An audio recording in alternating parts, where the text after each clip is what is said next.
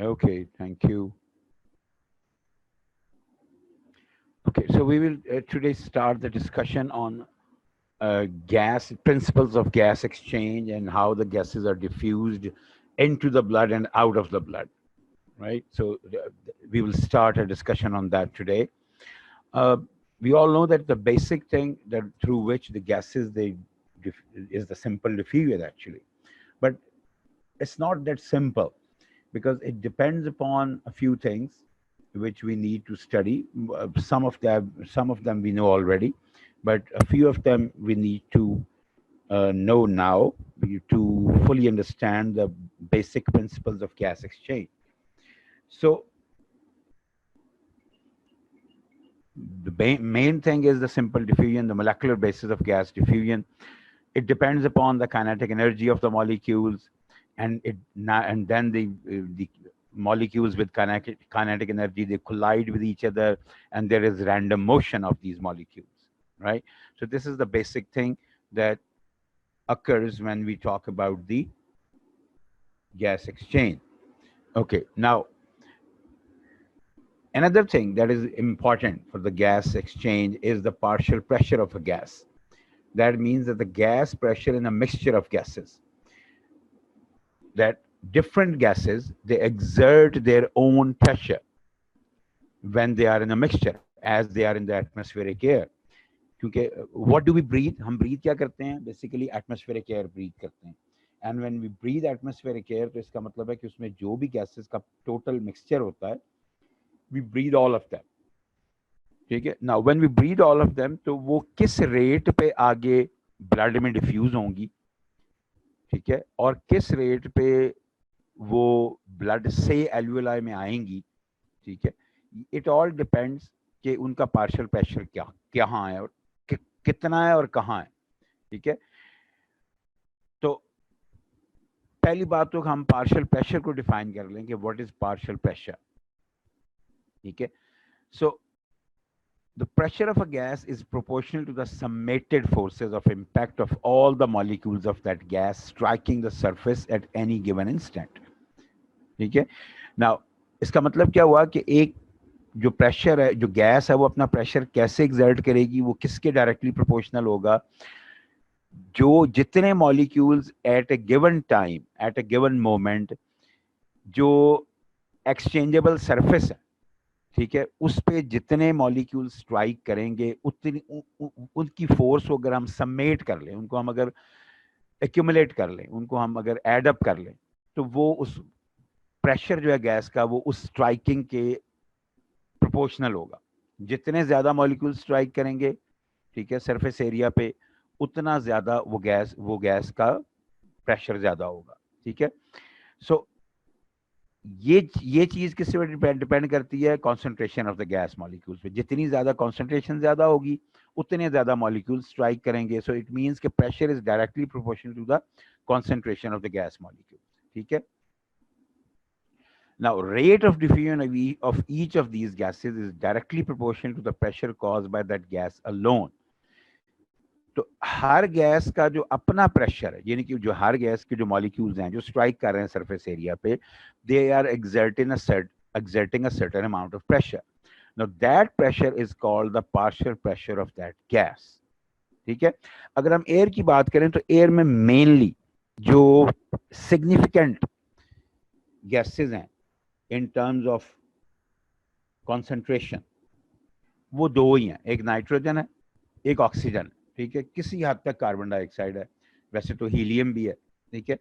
तो इसलिए इसका मतलब ये हुआ कि अगर हम कहते हैं कि ये नाइट्रोजन और ऑक्सीजन जो है ये मेन गैसेस हैं, ठीक है, तो इसका मतलब है कि जो एटमॉस्फेरिक एयर सी लेवल पे जो पार्शियल प्रेशर एग्जर्ट जो जो टोटल पार्शियल प्रेशर एग्जर्ट कर रही है, वो that would be an accumulation of these two, the partial pressures of these two gases.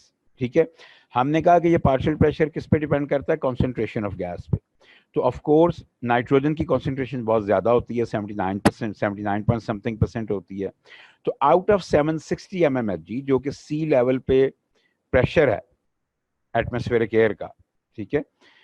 उसमें से 79% यानी कि 600 mmHg जो है that is excited by the nitrogen, ठीक है, जिसे हम PN2 कहते हैं, और पार्शियल प्रेशर ऑफ नाइट्रोजन कहते हैं। और 21% क्योंकि कॉन्सेंट्रेशन है ऑक्सीजन की, तो the partial pressure exerted by the oxygen is 160 millimetre of mercury, that is PO2, partial pressure of oxygen, ठीक है। इसको हम ऐसे डोनेट करते हैं। तो सिंपल सी बात हो गई कि जितना किसी गैस के मॉलिक्यूल्स की कॉन्सेंट्रेशन ज्यादा होगी, उतना ज्यादा वो पार्शियल प्रेशर एक्सर्ट करें, ठीक है। और ये जो गैस की मॉलिक्यूल्स जितने ज्यादा स्ट्राइक करेंगे, again which is dependent upon the concentration of the molecules of that gas, ठीक है। अच्छा, अब ये तो हमने बात कर ली एटमॉस्फेरिक ऑक्सीजन की, ठीक है, कि जो एटमॉस्फेयर में जो मिक्सचर ऑफ एयर है उसकी।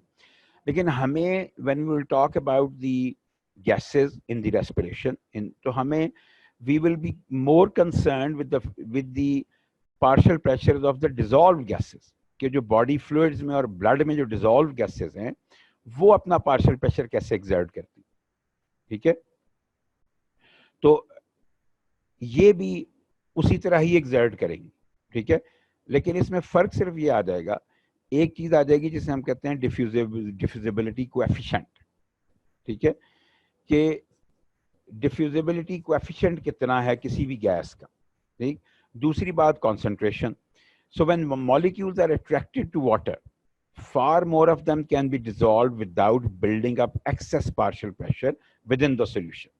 जब मॉलिक्यूल्स जो है they are attracted towards water, तो ये बहुत से मॉलिक्यूल्स डिसॉल्व हो सकते हैं उस चीज के, उस गैस के, उस सब्सटेंस के, बहुत से मॉलिक्यूल्स डिसॉल्व हो सकते हैं वाटर में विदाउट एक्सर्टिंग और without building up excess partial pressure within the solution, ठीक है। So when the molecules are repelled, ठीक, high partial pressure will develop with fewer dissolve molecules, ठीक है। तो जितनी ज्यादा कोई गैस डिसॉल्व ज्यादा हो जाएगी, उतना वो पार्शियल प्रेशर कम एक्सर्ट करेगी, और जितनी ज्यादा कोई अनडिसॉल्व रहेगी, उतना ही जो है वो ज्यादा पार्शियल प्रेशर एक्सर्ट करेगी, ठीक है। तो डिफ्यूजिबिलिटी कोएफिशिएंट का मतलब ये है कि कौन सी गैसेस जो हैं वो दे आर हाईली डिफ्यूजिबल, और कौन सी गैसेस जो हैं they are relatively less diffusible, ठीक है। तो अगर इसको हम देखें तो सॉल्युबिलिटी कोएफिशिएंट को जो है वो हम हेनरीज लॉ से हम इसको कैलकुलेट कर सकते हैं कि सॉल्युबिलिटी कोएफिशिएंट क्या चीज है।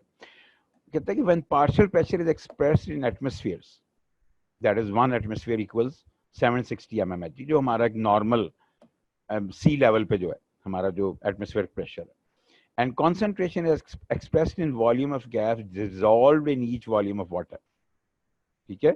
concentration is expressed in volume of gas dissolved in each volume of water. The solubility coefficient for important respiratory gases at body temperatures are following.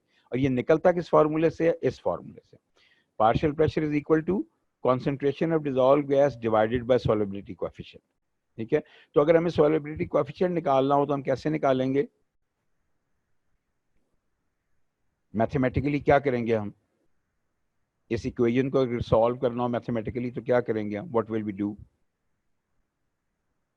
Mathematical एक स्टेप है,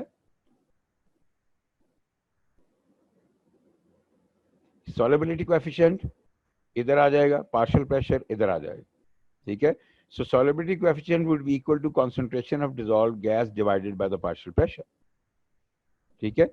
तो ये सॉल्युबिलिटी कोएफिशिएंट जो है ये इस फॉर्मूले से अगर हम निकालते हैं at the atmospheric pressure of 760 mmHg, जिसको कि हम 1 एटमॉस्फेयर प्रेशर कहते हैं, ठीक है। तो ये निकलते हैं, ऑक्सीजन का 0.024 निकलता है, कार्बन डाइऑक्साइड का 0.57 निकलता है। सो दैट मीन्स कि कार्बन डाइऑक्साइड का जो सॉल्युबिलिटी कोएफिशिएंट है, ठीक है, वेरी गुड, बिल्कुल ठीक, मैथ तो अच्छा आप लोगों का। हाँ, अच्छा, तो इसका मतलब ये हुआ, अगर हम इस टेबल को देखें कि कार्बन डाइऑक्साइड जो है इसका solubility coefficient is way more is way too high as compared to all other gases which are present in the atmospheric air. ठीक है, यानी कि ऑक्सीजन से ये सीधा सीधा एटलीस्ट 20 टाइम्स ज्यादा है, ठीक है, और बाकियों से भी इसी तरह ज्यादा ही है, सबसे ज्यादा, ठीक है। तो ये दैट मीन्स कि कार्बन डाइऑक्साइड एक ऐसी गैस है जिसका सॉल्युबिलिटी कोएफिशिएंट बहुत ज्यादा है, और जिसका सॉल्युबिलिटी कोएफिशिएंट ज्यादा होगा, ठीक है, उतना ही उसका पार्शियल प्रेशर कम होगा, ठीक है। हमने क्या कहा था अभी कि कॉन्सेंट्रेशन ऑफ डिजॉल्व गैस, यानी कि डिजॉल्व गैस जितनी वो गैस इजीली डिजॉल्व होगी उतनी वो डिजॉल्व फॉर्म में कम पार्शियल प्रेशर एक्सर्ट करेगी, ठीक है। तो सॉल्युबिलिटी कोएफिशिएंट जो है इट इज इनवर्सली प्रोपोर्शनल, और कॉन्सेंट्रेशन ऑफ डिजॉल्व गैस जो है इट इज डायरेक्टली प्रोपोर्शनल। क्योंकि अगर ऑक्सीजन का ज्यादा डिजॉल्व होंगे, कॉन्सेंट्रेशन डिजॉल्व होगी, तो इसका मतलब है कि ऑक्सीजन अपना पार्शियल प्रेशर ज्यादा एक्सर्ट करेगा as compare to carbon dioxide, ठीक है। इसीलिए आप देखें कि जब आप आगे पढ़ेंगे पार्शियल प्रेशर सारे, तो आप देखेंगे कि जो कार्बन डाइऑक्साइड है उसके बॉडी में पार्शियल प्रेशर कहीं 40 है, कहीं 45 है, कहीं 46 है मैक्सिमम, ठीक है।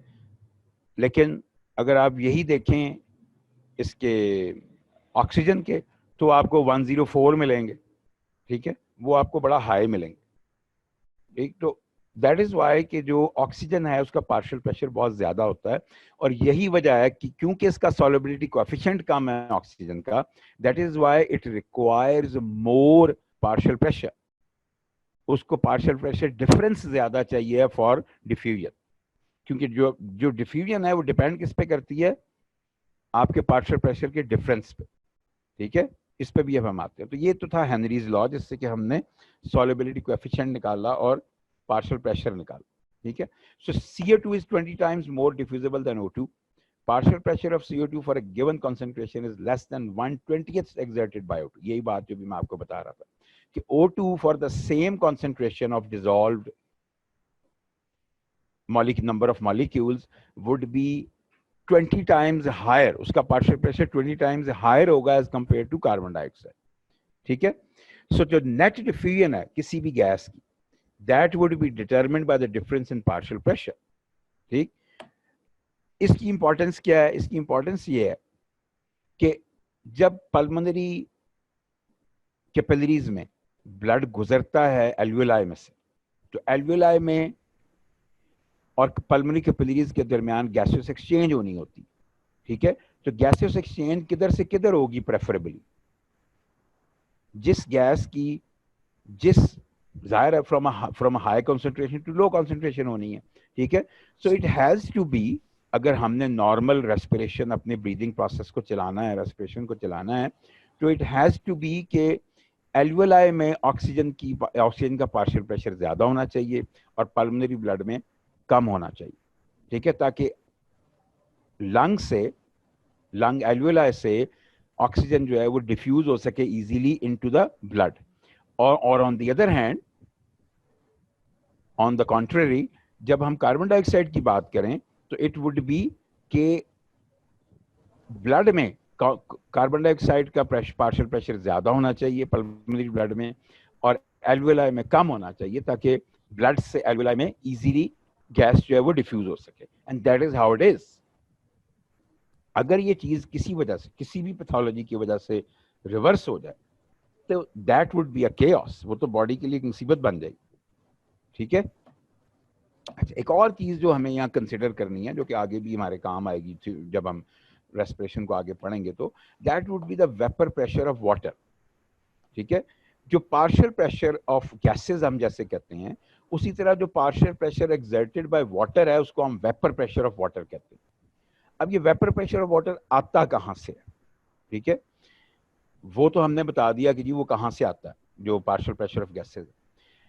ये ऐसे आता है कि जब हम ब्रीथ करते हैं एयर, जो कि एटमॉस्फेरिक एयर को जब हम ब्रीथ करते हैं, इट इज नॉन ह्यूमिडिफाइड, ठीक है। लेकिन जैसे ही वो रेस्पिरेटरी पैसेज की सर्फेसेस को आके टच करती है, ठीक है, तो वो फौरन उसकी ह्यूमिडिफिकेशन स्टार्ट हो जाती है। क्यों? क्योंकि जो हमारी रेस्पिरेटरी पैसेज की सर्फेसेज हैं, they are lined with fluid, उन पे फ्लूइड होता है, और वो फ्लूइड जो है वो बड़ी तेजी से एवेपोरेट होके गैस फेज में जाना शुरू कर देता है। ठीक है। Now the partial pressure that water molecules exert to escape through the surface is called the vapor pressure of the water. ठीक है। वहां पे जो था वो गैसेस के मॉलिक्यूल्स का प्रेशर था, यहाँ पे वाटर मॉलिक्यूल्स का प्रेशर। ठीक है। इसलिए इसको हम वेपर प्रेशर कहते हैं। पार्शियल है ये उन वाटर मॉलिक्यूल्स का पार्शियल प्रेशर ही, लेकिन इसको नाम हमने क्या दिया हुआ है? Vapour pressure. ठीक है। Now at normal body temperature, यानी कि that is at 37 degree centigrade and that is 98.6 degree Fahrenheit, this vapor pressure is 47 millimeters of mercury, और ये इससे ज्यादा नहीं बढ़ता। ठीक है। Now it is directly proportional to temperature. Temperature के ये डायरेक्टली प्रोपोर्शनल है, क्योंकि अराउंड 0 डिग्री सेंटीग्रेड पे, ठीक है, ये जो है ये प्रेशर जो है ये 5 मिलीमीटर ऑफ मर्क्यूरी है। मैसेज आया कि मुझे सर की आवाज नहीं आ रही। किसको बेटा आवाज नहीं आ रही? आयशा मुश्ताक। बेटा फिर अगर सिर्फ आयशा मुश्ताक को आवाज नहीं आ रही तो इसका मतलब है कि उसके सिस्टम में कोई इशू होगा।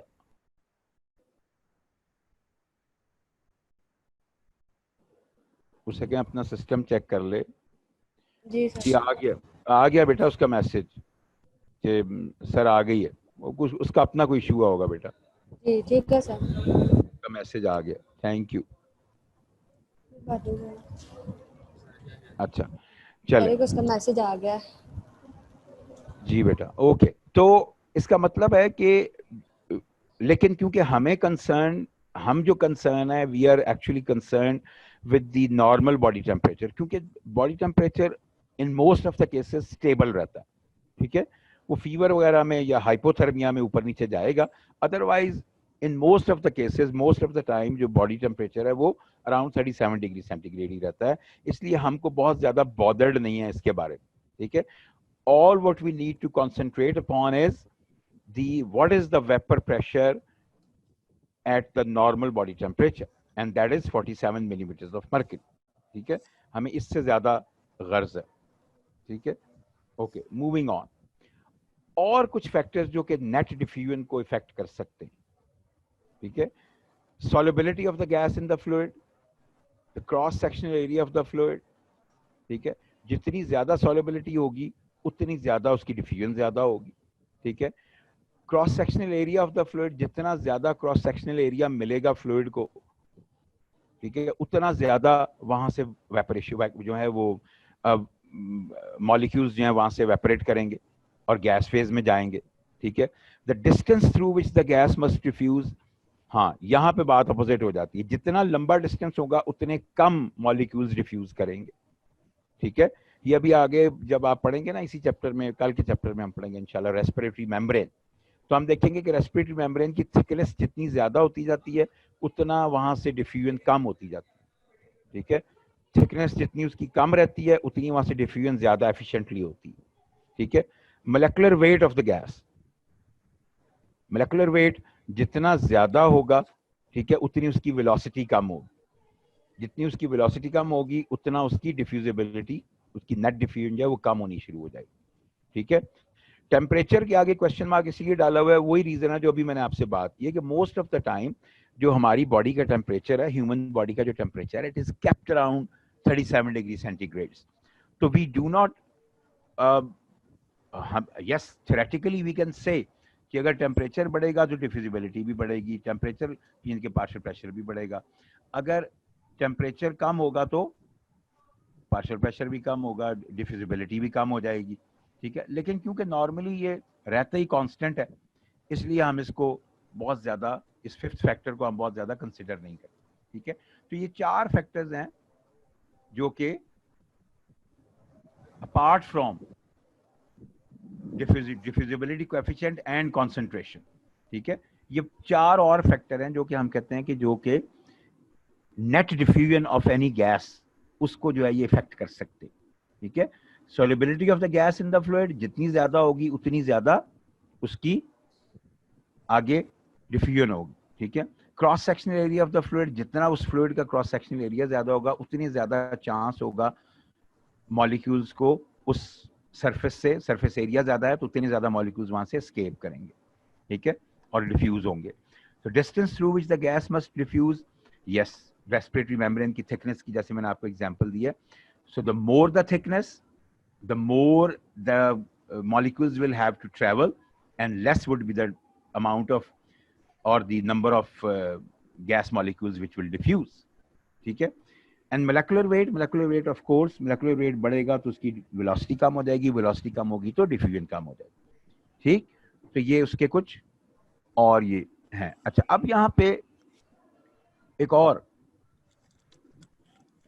फॉर्मूला है जिसको कि हम थोड़ा सा देख लें तो बेहतर है। अब इसमें देखें, इस फॉर्मूला में D is the diffusion rate. हमने कहा ना कि नेट डिफ्यूजन रेट को कौन कौन सी चीजें इफेक्ट करती हैं, तो ये उसके लिए फॉर्मूला, ये जो डेल्टा P है, ठीक है, is the partial pressure difference between the two ends of the diffusion pathway. जैसे मैंने पहले कहा, जितना ज्यादा पार्शियल प्रेशर डिफरेंस होगा उतनी ज्यादा डिफ्यूजन होगी, डिफ्यूजन रेट उतना हाई होगा, ठीक है। A is the cross sectional area of the pathway, जितना ज्यादा क्रॉस सेक्शनल एरिया होगा उतनी ज्यादा डिफ्यूजन होगी, ठीक है।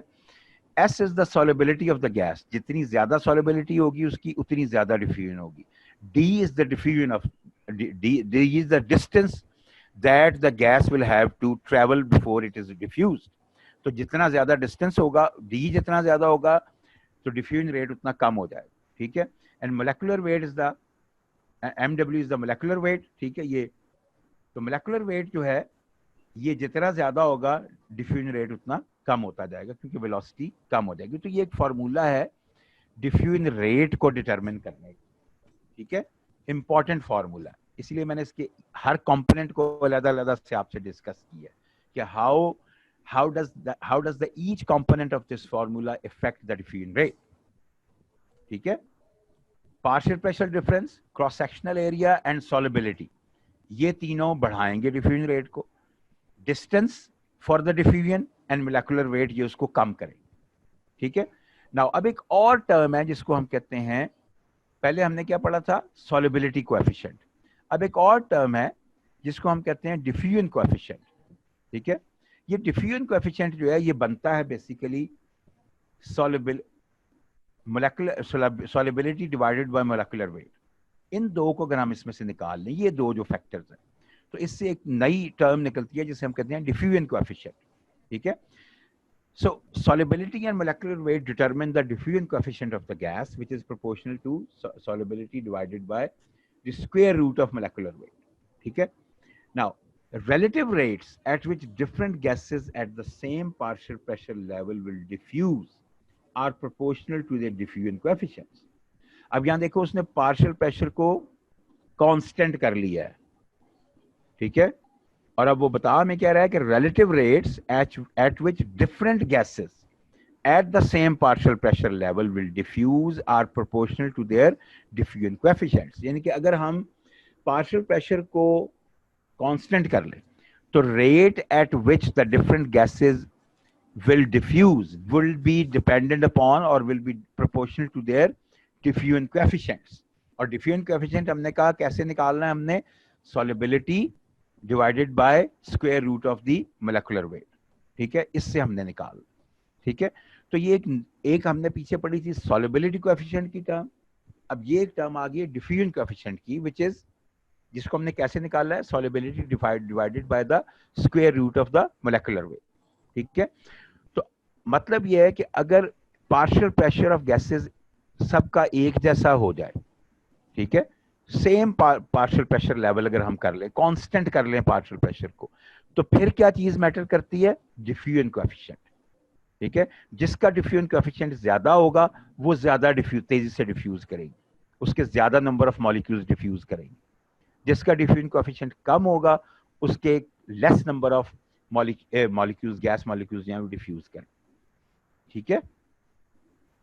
तो ये उसकी एक उसने दी हुई है, जिस तरह उसने सॉल्युबिलिटी कोएफिशिएंट की एक लिस्ट दी हुई थी उन्हीं 5 गैसेस की जो कि एटमॉस्फेरिक एयर का मिक्सचर में मिक्सड होती हैं, यही उसने यहाँ भी दी हुई है। तो ऑक्सीजन को अगर स्टैंडर्ड लिया जाए कि उसका डिफ्यूजन कोएफिशिएंट जो है वो 1 है, ठीक है, तो कार्बन डाइऑक्साइड का डिफ्यूजन कोएफिशिएंट जो है वो 20.3 टाइम्स ज्यादा है उससे, ठीक है।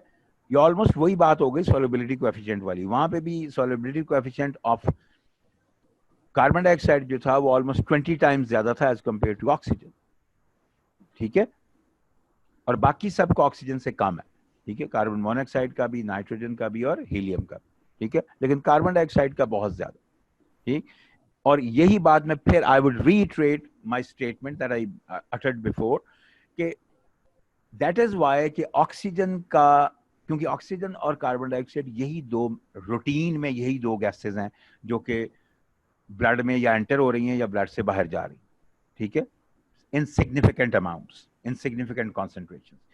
तो दैट इज व्हाई कि क्योंकि diffusion coefficient and solubility coefficient both for oxygen are less as compare to carbon dioxide, इसीलिए हमें इनका पार्शियल प्रेशर ज्यादा चाहिए होता है फॉर डिफ्यूजन, ठीक है, अक्रॉस अ मेम्ब्रेन, और कार्बन डाइऑक्साइड का कम चाहिए होता है, और बॉडी में होता भी ऐसे ही है जैसे मैंने आपको बताया, ठीक है। अभी आप आगे भी देखेंगे कि ऐसे ही होता है, कम ही होता है, ठीक है।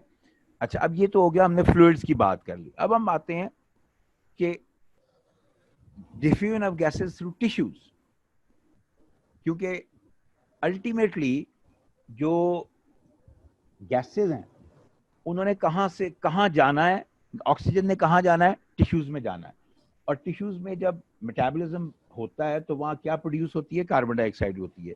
तो कार्बन डाइऑक्साइड ने टिश्यूज से निकल के आना है, ठीक है। तो इसका मतलब है diffusion of gases through tissues भी इंपॉर्टेंट है। एक गेम है तो ये खेलनी है। अगर आपको 3 लोगों से सेम आंसर आया तो समझो फिर आप वैसे ही हो। नहीं नहीं, उसके बाद ये क्या भेजा? मैम क्या में किसकी वॉइस आ रही है? ये ड्रेस। मैम ये लिखा हुआ है ना, मुझे भी सेंड करना, मतलब आपको हाँ, अच्छा, तो वही अच्छा, मैंने ये भेजा है। ये मैसेज अपने से। अच्छा बेटा, आपकी आवाज आ रही है बेटा बीच में। बेटा आप शायद जो है इसको मॉनिटर कर रहे हो ना लेक्चर को, आपकी आवाज आ रही है बीच में, you are talking to somebody, किसी से बात कर रहे हो आप। अच्छा, तो पहली बात हमने क्या की थी कि जी एटमॉस्फेरिक एयर अंदर आती है, एल्वियोलाई में आती है, ठीक है, पूरे रेस्पिरेटरी पैसेज से गुजर के आती है। फिर हमने कहा कि एल्वियोलाई से एयर जो है वो ब्लड में जाती है, ठीक है, और ब्लड से एयर जो है वो एल्वियोलाई में जाती है, ठीक है। फिर हम तीसरी बात अब ये कर रहे हैं कि जो यही जो ऑक्सीजन है, एयर जो है, ये टिश्यूज में जाती है, और टिश्यूज से कार्बन डाइऑक्साइड जो है वो ब्लड में आती है, ठीक है। यानी कि ब्लड से ऑक्सीजन टिश्यूज में जाएगी और टिश्यूज से कार्बन डाइऑक्साइड जो है वो ब्लड में आएगी, ठीक है। सो जितनी भी गैसेज हैं including carbon dioxide and oxygen, ये they are highly soluble in the lipids. Lipids में तो ये बड़ी जबरदस्त सॉल्युबल हैं, किसी भी सेल मेम्ब्रेन के अगेंस्ट ये बड़े इजीली गुजर जाती हैं। बल्कि वो आपके गाइटन का ही एक जगह पे एक सेंटेंस लिखा हुआ है कि they pass through the lipid portion of the cell membrane as if it did not exist, ठीक है, जैसे कि वो एग्जिस्ट ही नहीं करती, इतने इजीली ये पास थ्रू कर जाती, ठीक है। प्रॉब्लम तब आती है जब इसने टिश्यूज में डिफ्यूज होना होता है, और वो डिफ्यूजन होनी होती है थ्रू वाटर, ठीक है। तो diffusion of gases through the tissues including through the respiratory membrane is almost equal to the diffusion of gases in water, ठीक है। तो ये वो जगह आ जाती है जहां पे कि हमें लिपिड की डिफ्यूजिबिलिटी को छोड़ के हमें वाटर में उनकी गैसेस की डिफ्यूजिबिलिटी देखनी पड़ती है, ठीक है, क्योंकि ये तो ऑलमोस्ट उसके थ्रू हो जाता है, ठीक। तो अब हम इसके लिए पहले हम देखते हैं कि composition of alveolar air and atmospheric air जो है उनमें क्या डिफरेंस है, ठीक है। Composition of alveolar air and atmospheric air, इसमें डिफरेंस क्या है? पहली बात तो यह है कि alveolar air is only partially replaced by atmospheric air with each breath. जो एटमॉस्फेरिक एयर है, जो एल्वियोलर एयर है, हमने क्या पढ़ा था जी वहां पे कि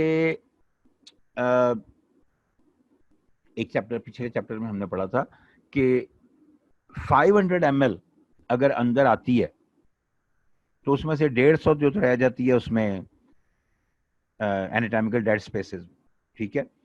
और हमने ये भी पढ़ा था कि जो फंक्शनल रेजिडुअल कैपेसिटी है वो 2300 ml होती है, ठीक है। तो वो जो फंक्शनल रेजिडुअल कैपेसिटी है वो 23, और जो रेजिडुअल वॉल्यूम है उसमें से वो 1200 होता है, और 1100 उसमें से जो है वो एक्सपिरेटरी रिजर्व वॉल्यूम होता है, ठीक है। तो रेजिडुअल वॉल्यूम जो है उसने रहना अंदर ही होता है, लेकिन ये नहीं कि वो एयर कभी रिप्लेस ही नहीं होती, वो एयर रिप्लेस होती है, लेकिन एट एनी गिवन टाइम वो 1200 ml का रेजिडुअल वॉल्यूम अंदर रहेगा and it would be slowly replaced, ठीक है। तो फंक्शनल रेजिडुअल कैपेसिटी हमारी जो है इट इज स्लोली रिप्लेस्ड, ठीक है। तो alveolar air is only partially replaced by atmospheric air with each breath, यानी कि सारे का सारा 2300 ml जो है वो हर दफा रिप्लेस नहीं हो जाता, हर ब्रेथ के साथ only a very small part of that is replaced, ठीक है। अच्छा, सेकंड, चेंज क्यों आती है एल्वियोलर एयर में और एटमॉस्फेरिक एयर में, चेंज क्यों है, इनमें दोनों में इनमें डिफरेंस क्यों है, ठीक है। क्योंकि एल्वियोलर में, एल्वियोलाई में जो एयर आती है वो कहाँ से आती है, वो बाहर से आ रही है, एटमॉस्फेयर से आ रही है। तो उसमें जैसे ही वो एल्वियोलाई में आती है उसमें बहुत सारी चेंजेस आनी शुरू हो जाती हैं, बल्कि रेस्पिरेटरी पैसेज में जैसे ही वो आती है तब भी उसकी ह्यूमिडिफिकेशन स्टार्ट हो जाती है, तब भी उसमें चेंजेस आनी शुरू हो जाती है, ठीक है। तो एल्वियोलर एयर डिफरेंट है, एटमॉस्फेरिक एयर जो है वो डिफरेंट है, ठीक। अच्छा, एटमॉस्फेरिक एयर, पहली बात हमने ये की कि जो एटमॉस्फेरिक एयर अंदर आती है वो सारी की सारी एल्वियोलर, जितनी एल्वियोलाई में एयर होती है वो सारी को रिप्लेस नहीं कर देती, it replaces only a part of that, ठीक है। अच्छा, दूसरी बात ये कि जो ऑक्सीजन है it is being constantly absorbed into the pulmonary blood from the alveolar air, यानी कि एल्वियोलर एयर जो है उससे पल्मोनरी ब्लड में कॉन्टिन्यूसली ऑक्सीजन जो है वो जा रही है, ठीक है। तो इसलिए एटमॉस्फेरिक एयर का जो भी पार्शियल प्रेशर होगा उसमें जो भी परसेंटेज ऑफ गैसेज होगी वो तो कांस्टेंट होगी, ठीक है, एटमॉस्फेरिक एयर में। लेकिन जब वो एल्वियोलाई में आती है तो वो चेंज हो जाती है, क्यों? क्योंकि ऑक्सीजन जो है उससे परमानेंटली एब्जॉर्ब हो रही है इनटू द ब्लड, ठीक है। तो उसकी कॉन्सेंट्रेशन, एल्वियोलर एयर की कॉन्सेंट्रेशन एज की जो पार्शियल प्रेशर्स हैं या उसकी जो कॉन्सेंट्रेशन ऑफ गैसेज हैं दैट इज बीइंग चेंज्ड, ठीक है, कॉन्टिन्यूसली, ठीक है, as compare to the atmospheric air.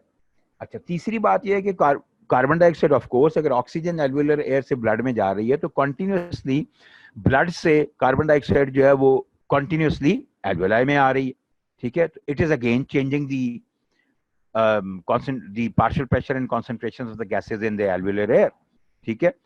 Fourth, चौथी बात जो भी मैंने आपसे बात की कि जो ड्राई एटमॉस्फेरिक एयर है जब वो एंटर होती है रेस्पिरेटरी पैसेजेस में तो it is humidified even before it reaches the alveoli, वो एल्वियोलाई में पहुंचने से पहले ही उसमें इतनी वेपर प्रेशर उसमें ऐड हो गया होता है कि उसकी जो पार्शियल प्रेशर्स हैं और उसकी जो कॉन्सेंट्रेशन हैं वो चेंज हो जाती। अब ये चीजें इस टेबल में उसने दिखाई, ठीक है। ये आप देखें, उसने इसमें एटमॉस्फेरिक एयर को दिखाया, हर पहले उसने ये देखें, ये उसने gas, nitrogen, oxygen, carbon dioxide और इन वाटर, ठीक है, इन सब का उसने दिखाया है कि एटमॉस्फेरिक एयर जो है उसमें क्या इनकी कॉन्सेंट्रेशंस हैं और पार्शियल प्रेशर्स हैं, ह्यूमिडिफाइड एयर में इनकी क्या कॉन्सेंट्रेशंस हैं और क्या पार्शियल प्रेशर्स हैं, एल्वियोलर एयर में इनकी क्या कॉन्सेंट्रेशंस हैं और क्या पार्शियल प्रेशर्स हैं, एंड एक्सपायर्ड एयर में इनकी क्या कॉन्सेंट्रेशंस हैं और पार्शियल प्रेशर्स, ठीक है। तो आप ये देखें कि इनमें कई जगहों पे बड़े क्लियर कट डिफरेंस है। हाँ, टोटल सबका 760 ही रहना है, ठीक है, क्योंकि हम बात कर रहे हैं एट सी लेवल की, जहां पे कि जो नॉर्मल एटमॉस्फेरिक प्रेशर है वो 1 एटमॉस्फेरिक प्रेशर है और वो किसके इक्वल होता है, 760 मिलीमीटर ऑफ मर्करी की। तो टोटल वही रहना है और परसेंटेज भी टोटल 100 ही रहनी है। तो total partial pressure of all these gases would be 760 mmHg and the concentration would be, the total concentration would be 100%, ठीक है। लेकिन at different levels इसकी partial pressures में भी changes आ रही हैं और इसकी concentration में भी changes आ रही हैं, ठीक है। तो ये एक चीज है जिसको हमें appreciate करना है और recognize करना है, ठीक है। जैसे आप एग्जाम्पल लें ऑक्सीजन की, तो एटमॉस्फेरिक ऑक्सीजन में, एटमॉस्फेरिक एयर में जो ऑक्सीजन का पार्शियल प्रेशर है इट इज 159 mmHg, ऑलमोस्ट 160, जैसे हम रफली 160 राउंड कर लेते, ठीक है। ऑन द अदर हैंड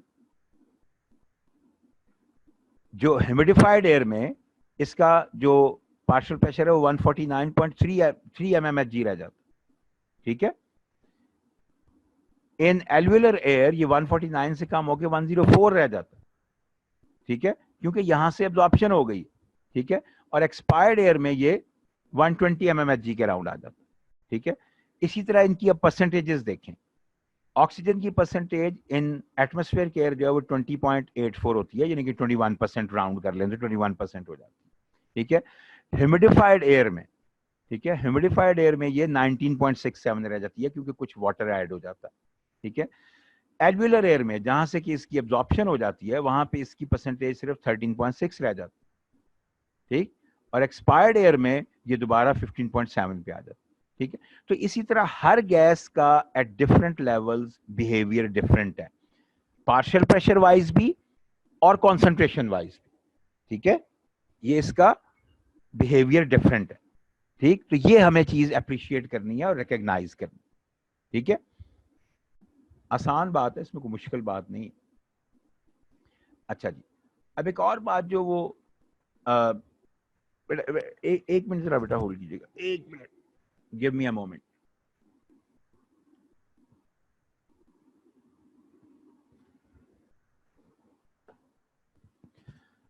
अच्छा, अब एक और बात, ये आपने ये देखा, ये कुछ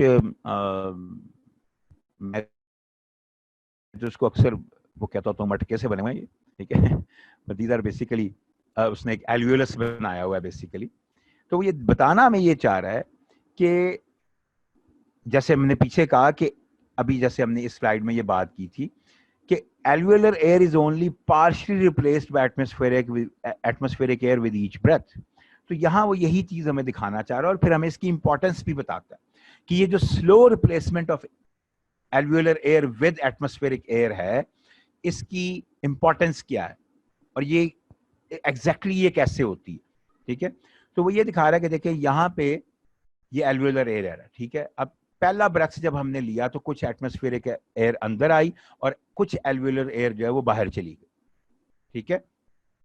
तो कुछ एल्वियोलर एयर, अब वो यहाँ पे ये जो कॉन्सेंट्रेशन वो आपको ये डॉट्स की कम करता दिखा रहा है, ये बेसिकली आपको वो एल्वियोलर एयर की कॉन्सेंट्रेशन कम होती दिखा रहा है कि फर्स्ट ब्रेथ में ये थोड़ी सी कम होगी, सेकेंड ब्रेथ में और एटमॉस्फेरिक एयर अंदर आ गई और कुछ और एल्वियोलर एयर जो है वो बाहर निकल गई, ठीक है। थर्ड ब्रेथ में कुछ और एटमॉस्फेरिक एयर अंदर आई, इसी तरह so on and so fourth. चलते चलते वो ये दिखा रहा है हमें कि 16th ब्रेथ तक भी कुछ ना कुछ थोड़ी सी कॉन्सेंट्रेशन ऑफ एल्वियोलर एयर जो है वो एल्वियोलस में रह जाती। अब मेनली इसमें कौन सी एयर आ गई है इस एल्वियोलस में? एटमॉस्फेरिक एयर, ठीक है। But it has taken almost 16 breaths, ठीक है, to almost totally replace the alveolar air with the atmospheric air, ठीक है। So that means that the alveolar air is very slowly replaced by the atmospheric air, ठीक है। अब इस बात को अगर हम स्टैटिस्टिकली देखें तो हम क्या कहते हैं कि जी FRC जो है वो 2300 ml है। FRC क्या है? FRC क्या है भाई, कौन बताएगा?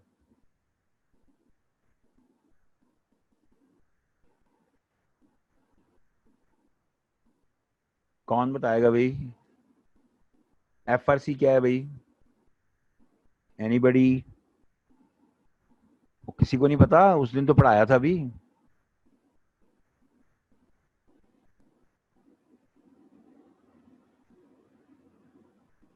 Forced respiratory volume, Mohammad Haseeb bin शाद।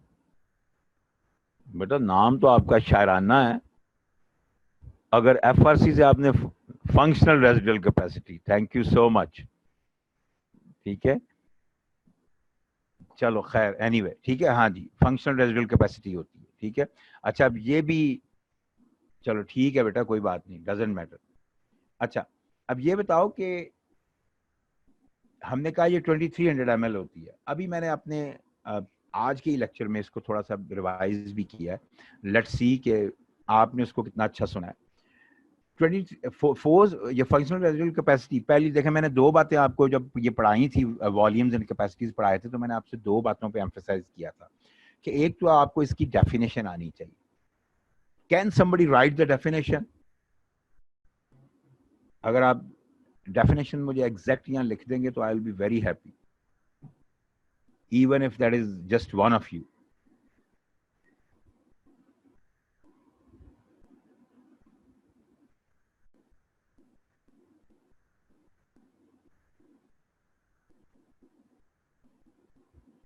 Volume of air that remains in the lung after expiration. Very good. सिर्फ इसमें बहुत अच्छी डेफिनेशन है. इसमें सिर्फ एक्सपिरेशन से पहले एक या दो वर्ड और ऐड होने वाले हैं. After normal expiration. Very good. ठीक है, क्योंकि अगर फोर्सफुल एक्सपिरेशन हो जाएगी तो फिर उसके बाद सिर्फ रेजिडुअल वॉल्यूम बचता है. ठीक है, वेरी गुड. ठीक है, normal expiration, passive expiration. Very good. ठीक, so it means कि आपको ये याद है अच्छी तरह से. I'm glad to hear that, glad to know that rather. अच्छा, now तो इसका मतलब ये हुआ कि जो 2300 ml of functional residual capacity है, इसको रिप्लेस करने के लिए हमें एटलीस्ट 7 ब्रेथ्स चाहिए. क्यों? क्योंकि हमने क्या कहा कि जब जो एटमॉस्फेरिक एयर हम अंदर लाते हैं विद ईच नॉर्मल ब्रेथ, वो कितनी होती है? रेस्पिरेटरी पैसेजेस में कितनी आती है? 500 आती है. ठीक है, एक्सचेंजेबल एरियाज में कितनी आती है? गैस एक्सचेंजेबल एरियाज में कितनी आती है? 350 आती है.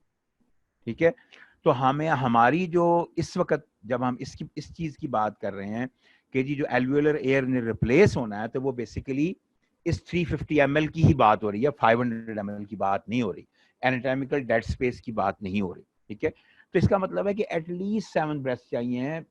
जो 2300 ml of functional residual capacity है, उसको रिप्लेस करने के लिए वी नीड एटलीस्ट 7 ब्रेथ्स. ठीक है, अच्छा, अब इसकी इंपॉर्टेंस क्या है? ये जो slow replacement of alveolar air है, इसकी इंपॉर्टेंस क्या है? इसकी इंपॉर्टेंस जो है वो पहली तो यह है कि prevents sudden changes in gas concentration in the blood. देखो, ब्लड में अगर सडन चेंजेस आएंगी गैस कॉन्सेंट्रेशन में, तो that can be well, in extreme cases that can be fatal. Otherwise it can be very, very disturbing for the whole metabolism and for the whole homeostasis. ठीक है, आपकी homeostasis बहुत बुरी तरह से डिस्टर्ब हो सकती है अगर सडन चेंजेस आ जाएं. जैसे मैं आपको एग्जांपल देता हूँ, अगर कार्बन डाइऑक्साइड एकदम बढ़ जाए तो क्या होगा? बहुत ज्यादा बढ़ जाए, सडन चेंज आ जाए कार्बन डाइऑक्साइड ब्लड में, तो इसका मतलब है ब्लड की पीएच बहुत लो हो जाएगी. तो क्या हो जाएगा? एसिडिक हो जाएगा. ठीक है, तो जो एसिडिटी है, जो एच आयन कॉन्सेंट्रेशन का बढ़ जाना जो है, ठीक है, दैट इज, वो तो पीएच का लो हो जाना जो है, it is so dangerous. PH आपने, अगर आपको याद हो तो पीएच जो है वो एक बड़ी ही छोटी रेंज में रेगुलेट की जाती है, क्योंकि a huge change in pH means death. Acidosis अगर हो जाती है तो एसिडोसिस तो सीधा कोमा में लेके जाती है और डेथ में लेके जाती है. ठीक है, तो दैट इज व्हाई ये जो slow replacement of alveolar air है, it is very important. Firstly because it prevents sudden changes in gas concentration in the blood. ठीक है, दूसरी बात, respiratory control mechanism is kept much more stable. जो हमारे अभी आपने पढ़ा नहीं है रेस्पिरेटरी कंट्रोल, कि जो हमारे central nervous system respiratory centres हैं, वो कैसे कंट्रोल करते हैं हमारे सारे रेस्पिरेशन के मैकेनिज्म को. ठीक है, तो अगर there is sudden change in concentration of gases, ठीक है, तो रेस्पिरेटरी कंट्रोल मैकेनिज्म जो है, दे विल गो berserk. ठीक है, इसको एक और वो टर्म है, आगे इंग्लिश में भी बोला जाता है वो वर्ड, और फोरेंसिक मेडिसिन में भी यूज किया जाता है. दे विल रन अमॉक, वो तो पागल हो जाएंगे, दे विल गो क्रेजी. ठीक है, उनके लिए कंट्रोल करना, अगर सडन चेंजेस आनी शुरू हो जाएं, तो वो, क्योंकि उन्होंने इन चेंजेस को रिस्पॉन्ड करना होता है.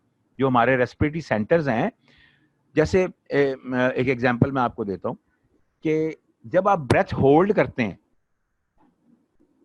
When you hold your breath, ठीक है, आपने डीप सांस लिया और आपने सांस रोक लिया, ठीक है, तो आफ्टर सम टाइम आपको सांस जबरदस्ती अपना ब्रेक करना पड़ता है और आप दोबारा सांस लेना शुरू कर देते हैं, ठीक है।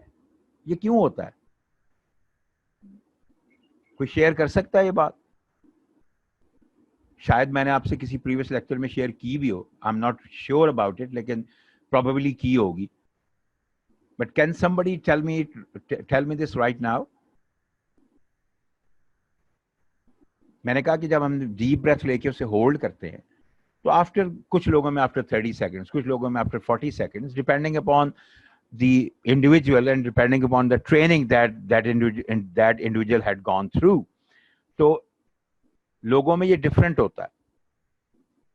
Increase CO2 level, very good Akeel Ahmed, very good, ठीक है, क्योंकि हम मजीद इंस्पायर नहीं कर रहे और ऑक्सीजन अंदर नहीं आ रही, तो वही ऑक्सीजन जो है वो यूटिलाइज हो रही है जो हमने उस ब्रेथ के साथ अंदर ली हुई है, लास्ट ब्रेथ के साथ। और क्योंकि जो बेसल मेटाबॉलिक रेट है वो तो चल रहा है ना टिश्यूज का, उसकी वजह से कार्बन डाइऑक्साइड प्रोड्यूस हो रही है, तो कार्बन डाइऑक्साइड कॉन्सेंट्रेशन बढ़ती है। तो आपको मैं ये बता दूं कि हमारे जो रेस्पिरेटरी सेंटर्स हैं, they are very very responsive to the carbon dioxide concentration. अगर कार्बन डाइऑक्साइड कॉन्सेंट्रेशन कम हो जाए तो हमारे रेस्पिरेटरी सेंटर्स रिस्पॉन्ड करना बंद कर देते हैं, वी कैन स्टॉप ब्रीदिंग। तो a certain appropriate level of carbon dioxide constant is required in our blood to keep our respiratory centers stimulated, ठीक है। तो इस वजह से मैं आपको कह रहा हूं कि अगर कार्बन डाइऑक्साइड लेवल कभी बहुत ज्यादा हो जाए और कभी बहुत कम हो जाए तो हमारा रेस्पिरेटरी कंट्रोल जो है वो फेल हो जाएगा, it will go berserk, it will go crazy, ठीक है। अच्छा, तीसरी बात, it helps prevent excessive increases and decreases in tissue oxygenation, tissue carbon dioxide concentration and tissue pH when respiration is temporarily interrupted. जब हम respiration को temporarily interrupt करते हैं, ठीक है, तो क्योंकि जो हमने previous लिया होता है, breath लिया होता है, उसकी वजह से जो replacement है वो बड़ी थोड़ी सी गैस एक्सचेंज हुई होती है, ठीक है। इस वजह से ना तो एकदम कोई सडन इंक्रीज और डिक्रीज आती है टिश्यू ऑक्सीजनेशन में, ना टिश्यू की कार्बन डाइऑक्साइड कॉन्सेंट्रेशन में, और ना ही टिश्यू के पीएच में, ठीक है। अब देखिए ये जितने हमारे स्टेप्स हैं ना, ये तो मैंने ब्रेथ होल्डिंग की बात की ना आपसे, इसके अलावा हम एक और, अगर हम अब आपने वो एक्सपेरिमेंट नहीं किया, स्टेथोग्राफी एक एक्सपेरिमेंट है आपका रेस्पिरेशन का। इंशाल्लाह when the college will be open and you will go through your regular classes once more, तो आप लैब में ये एक्सपेरिमेंट करेंगे। if well I'm not really sure कि हो सकेगा या नहीं हो सकेगा, लेकिन probably let's hope कि होगा। तो उसमें आप देखेंगे कि when you cough, when you sneeze, when you talk, when you sing, when you scream, when you swallow something, ये सब चीजें ऐसी हैं जिसमें कि आपकी रेस्पिरेशन, इंस्पिरेशन खास तौर से, ठीक है। अब जब मैं बोल रहा हूं तो आई कैन नॉट इंस्पायर, मुझे इंस्पिरेशन के लिए छोटी सी एक पॉज लेनी पड़ती है। व्हेन समबडी इज स्क्रीमिंग, तो वो स्क्रीम में भी उसको अपनी स्क्रीम को ब्रेक करके दोबारा इंस्पायर करके फिर दोबारा चीख मारनी पड़ती है, if that person wants to scream again. इसी तरह सिंगिंग में भी ऐसे ही है, आप गा रहे हैं तो आपको बीच में पॉज छोटी सी लेनी पड़ती है। हाँ, विद प्रैक्टिस आप वो पॉज इतनी स्विफ्टली ले जाते हैं कि वो पता नहीं चलता किसने पॉज ली है कि नहीं ली, ठीक है।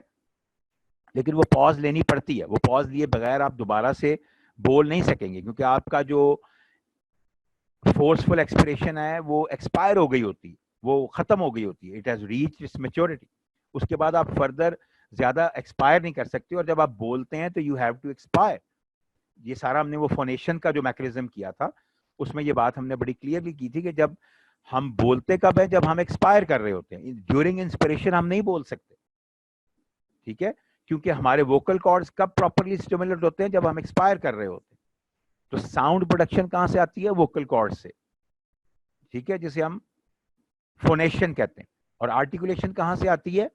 वो हमारी बकल कैविटी से, टंग से, टीथ से, पैलेट से, ठीक है। वो ये चीजें जो हमारी आर्टिकुलेशन में काम करती, ठीक है। तो इसका मतलब ये है कि जब हम ये सारे काम कर रहे होते हैं और बीच में टेम्परेरी इंटरप्शंस आती हैं, तो उस वक्त हमारी जो टिश्यूज में, हमारे ब्लड में जो पीएच है, जो गैसेस की कॉन्सेंट्रेशन है, वो एब्रप्टली ना बढ़ती है ना कम होती। ठीक है, तो ये इसका तीसरा बहुत बड़ा एडवांटेज है, या इसकी इंपॉर्टेंस है, या इसकी इसकी सिग्निफिकेंस। ठीक है, तो ये हमें ये सिग्निफिकेंस हम इससे डिराइव करते हैं।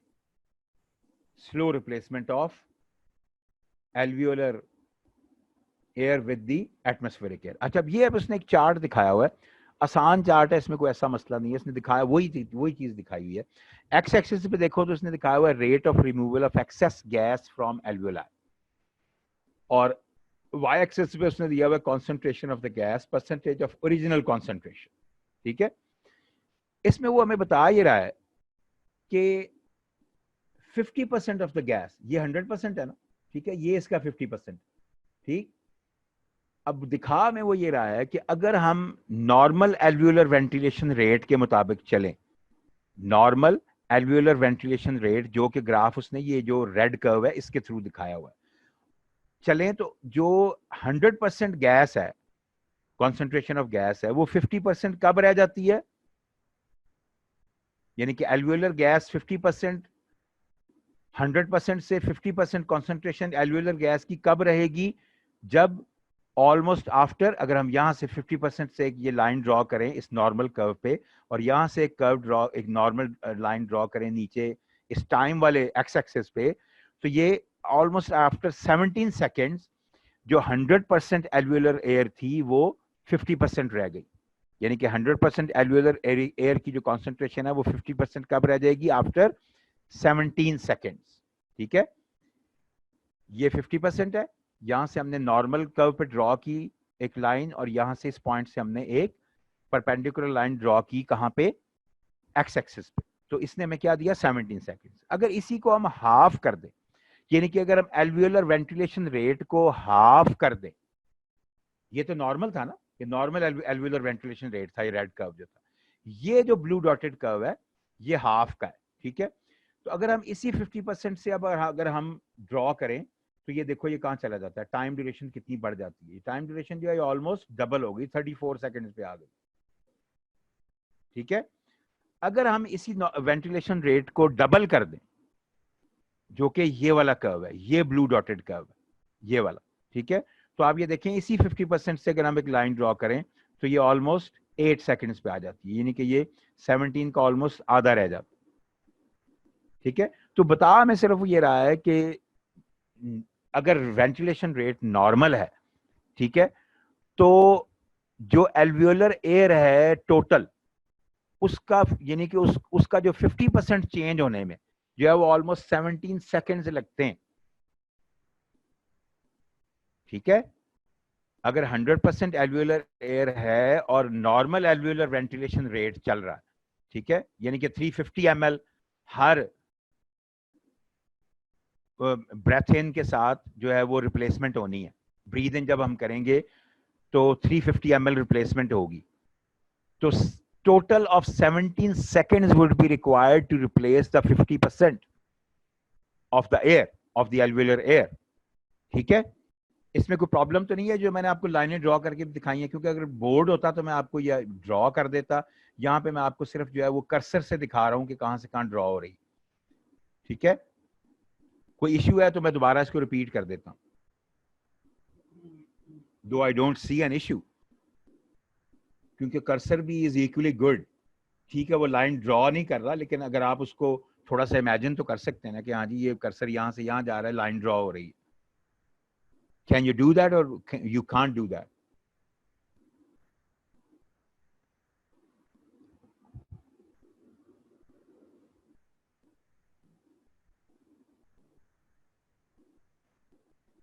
Repeat it. Okay, Zainab, I'll repeat it for you. I have 2 minutes, I'll repeat it. मैं ये बता रहा हूँ बेटा कि ये एक उसने कर्व बताया है जिसमें उसने कहा है कि ये टाइम इन सेकंड्स है on the X axis, and concentration of gas percentage of the original concentration ये है परसेंटेज में है in on the Y axis. ठीक है, अब वो ये हमें बता ये रहा है, यहाँ से 3 कर्व्स ड्रॉ किए, ठीक है। वो दिखा ये रहा है कि अगर 100% इनिशियली जब हमने स्टार्ट किया, जब एल्वियोलर वेंटिलेशन स्टार्ट हुई, तो कॉन्सेंट्रेशन ऑफ गैस कितनी थी? 100% थी, ठीक है। अब वो कह रहा है कि अगर हम ये देखें कि 50% कितनी देर में रह जाएगी, तो हम कैसे निकाल सकते हैं? while considering 3 possibilities. One possibility is normal alveolar ventilation.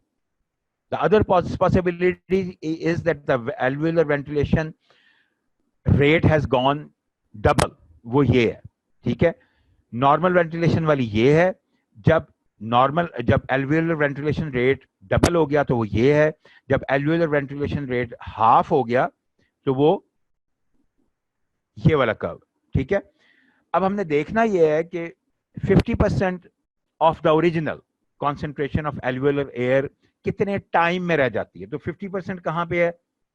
जाहिर है वो वाई एक्सिस पे आएगा, वो यहाँ पे 40, बिटवीन 40 एंड 60, ठीक है। यहां से अगर हम एक लाइन ड्रॉ करें, हॉरिजॉन्टल लाइन ड्रॉ करें नॉर्मल कर्व पे, इस रेड कर्व पे, और फिर यहां से हम इस पॉइंट से एक परपेंडिकुलर लाइन ड्रॉ करें इस एक्स एक्सिस पे, तो ये कितने सेकंड्स बनता है अराउंड? ये कर्सर कहां पे है इस वक्त? इट इज एट 17 सेकंड, ठीक है। तो इसका मतलब ये है कि eight normal alveolar ventilation rate the 100% gas would be brought down to 50% concentration in 17 seconds. अगर हम इसको हाफ कर दें, ठीक है, अगर हम इसको हाफ कर दें, वेंटिलेशन रेट को हाफ कर दें, तो इसी 50% से अगर हम लाइन ड्रॉ करें हॉरिजॉन्टल इस हाफ वाले कर्व पे, तो और फिर इस पॉइंट से हम ड्रॉ करें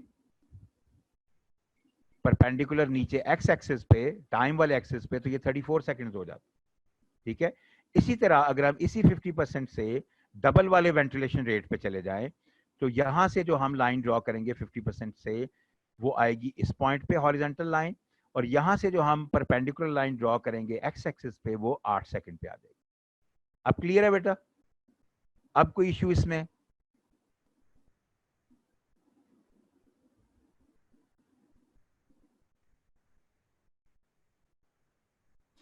ओके ओके बेटा, thank you so much. Your time is over. तो इंशाल्लाह कल तो मेरा ख्याल आपकी कोई की डिस्कशन है, मंडे को आपकी शायद की डिस्कशन होगी लेक्चर में, और फिर ट्यूसडे को इंशाल्लाह we will start from here, ठीक है। We will carry forward from here, ठीक है। ओके बेटा, थैंक यू, टेक केयर।